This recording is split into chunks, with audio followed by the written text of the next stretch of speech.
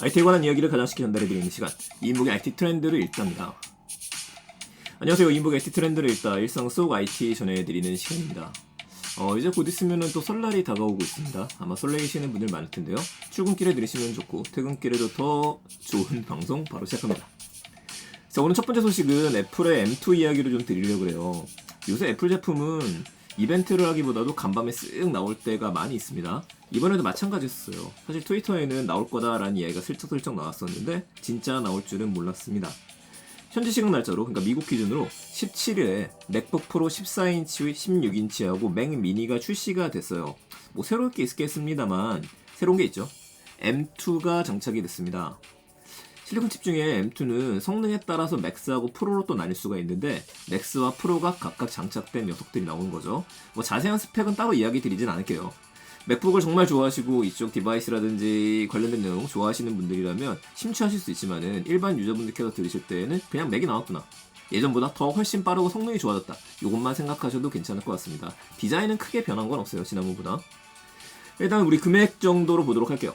맥북 프로 14인치 같은 경우에는 M2 기반이 279만원이고요. M2 맥스 기반이 484만원입니다. 꽤 비싸죠. 자, 그리고 16인치 M2 프로 같은 경우에는요, 349만원이 최저가예요.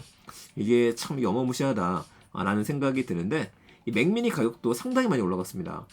M2 프로 16기가 메모리 512기가가 179만원이야, 이렇게 딱 나왔거든요, 언론들에. 근데 이거 제가 다시 한번 좀 살펴봤어요. 그 이야기 조금 더 드릴게요. 국내 출신 일단은 이제 미정이기는 한데, 우리 금액을 더 저렴한 걸 찾으시는 분들이라고 한다면 이 14인치가 아니라 굳이 13인치 M2 같은 경우에는 179만원에 구매할 수 있고요. 맥북 에어 M2 기본 모델 같은 경우에는 169만원부터 진행이 돼요. 요새 할인을 많이 해서 150만원 이하로도 살 수 있으니까 난 금액이 중요하다 하시는 분들은 이번 거 넘기셔도 괜찮을 것 같고요. 난 크기가 중요해 하시는 분들이라면 이왕이면 14인치보다 16인치로 가셔도 괜찮겠죠. 자, 그런데 저는 이번 프로젝트의 이번에 발표의 핵심은 맥 미니라고 생각을 좀 합니다. 맥미니 같은 경우에는 가격이 상당히 괜찮게 나왔어요. 지금 M2가 다 장착이 됐거든요. M2가 장착이 됐고 맨 마지막 건 M2 프로 버전이 장착이 됐는데, 보다시피 코어는 거의 비슷합니다. 용량에 따라 달라지는 거예요. 난 용량 작은 게 싫어 하시는 분은 512기가로 가야 되는데 기본적으로 256기가도 충분하다, 잘 관리하겠다 하시는 분은 이걸 선택하시면 되죠. 그럼 해당되는 게 뭐냐? 나머지는 다 똑같아요. 금액이 85만원부터 시작해요.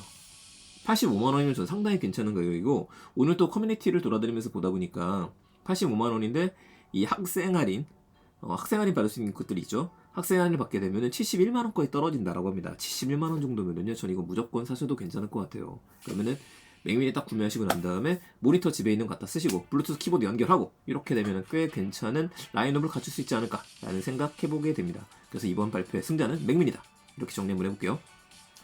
자, 두 번째 얘기, 오랜만에 간편 결제 이야기입니다. CU.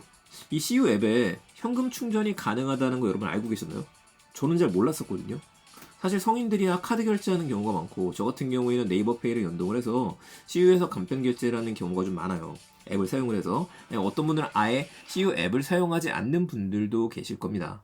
그런데 이 현금 충전 서비스가 10대들한테 인기래요. 무려 이용 건수가 4배나 증가했다라고 이야기를 하는데, 이게 뭔 일인가 하고 봐보다 보니까 10대 분들이 가서 현금을 내게 되면은 모바일 앱에 있는 바코드를 통해서 충전을 해주는 겁니다. 처음에 제가 이 기사를 봤었을 때는 충전? 그러면 CU 포인트를 충전하니까 애들이 편의점에서 CU에서 뭔가 사 먹을 때 좋겠네, 요 생각을 했었거든요. 근데 이것도 보다 보니까 온라인에서 쓸 수가 있대요. 이게 뭔가 싶었더니 보다 보니까 이 현금을 내게 되면은 CU 포인트에다가 적립을 해주는 게 아니고요. 네이버페이 포인트나 국민 리브 머니나 아니면 제페토 신한카드나 토스머니, 이 4개에다가 충전을 해주는 겁니다. 그러니까 네이버페이 포인트를 충전하게 되면 당연히 네이버페이를 결제할 수 있는 곳에서는 다 쓸 수가 있겠죠. 자, 이렇게 해서 한번 이런 서비스 왜 필요해? 라고 하실 수도 있는데, 요즘 아이들 같은 경우에는 뭐 카드로 다 입금을 받는 친구들도 있겠지만은 대부분 용돈을 줄 때는 그래도 현금을 주잖아요. 현금을 딱 주고 나면은 이 현금을 갖다가 동전 바꾸는 것도 어렵고 귀찮단 말이에요. 다 카드를 내니까.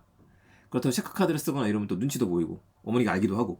자, 이래서 이 현금을 쭉 가지고 가가지고 마치 은행에 창구를 쓰는 것처럼 CU에다가 맡기고 CU는 그거를 보관해준다. 그거를 갖다가 이제 통장에 넣어주는 개념이다. 이렇게 보시면 되겠습니다. 이런 기사 쓰는 거 설날 얼마 안 남았기 때문에 설날에 세뱃돈 충전해라, 요 이야기로 생각해 볼 수 있겠습니다. CU가 은행의 역할을 하기 시작했다, 이렇게 볼게요. 오늘 마지막 소식도 좀 흥미로운 소식이에요. 지금 인공지능 화가에 대한 이야기가 날로 많아지고 있습니다. 저도 시간이 될 때마다 많은 분들한테 보여드리고 있고 저희 방송 채널에서도 비디스커버 사용하는 방법 제일 먼저 알려드렸던 적이 있었어요. 이걸 쓰면서도 언젠가 논란이 될 수 있겠구나 라는 생각을 했었었는데 일단 한 가지 이슈가 터졌습니다. 바로 최대 이미지 판매 사이트 중에 게티 이미지라는 곳이 있죠. 여기가 스테빌리티 AI를 저작권 위반 혐의로 고소를 한 겁니다.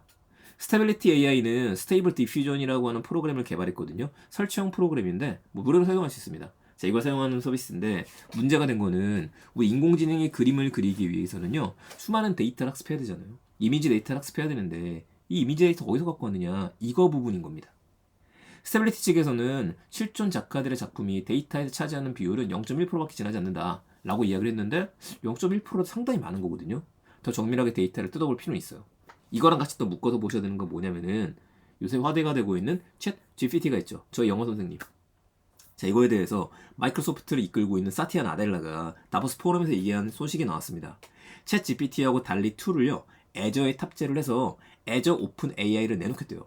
이렇게 되면 얼마 전에 이슈였었던 검색 엔진 빙 더하기 인공지능 GPT의 결합이 되게 되는 겁니다. 상당히 기대가 되는데 논란거리도 앞으로 많아질 거기 때문에 이거에 대한 적절한 기업들의 대응도 지켜볼 필요가 있겠네요.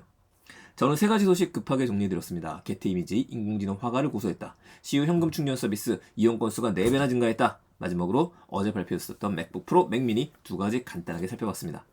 여러분 내용 괜찮으셨으면 주변에 많은 공유 부탁드릴게요. 저는 내일 또 더 재밌는 이야기들 가지고 찾아뵙겠습니다. 감사합니다. 일상 IT였습니다.